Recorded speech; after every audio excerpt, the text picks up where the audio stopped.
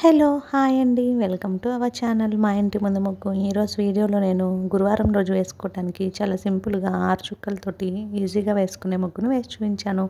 మీకు కనుక నచ్చినట్లయితే వీడియో చివరి వరకు చూసి వీడియోని లైక్ చేయండి.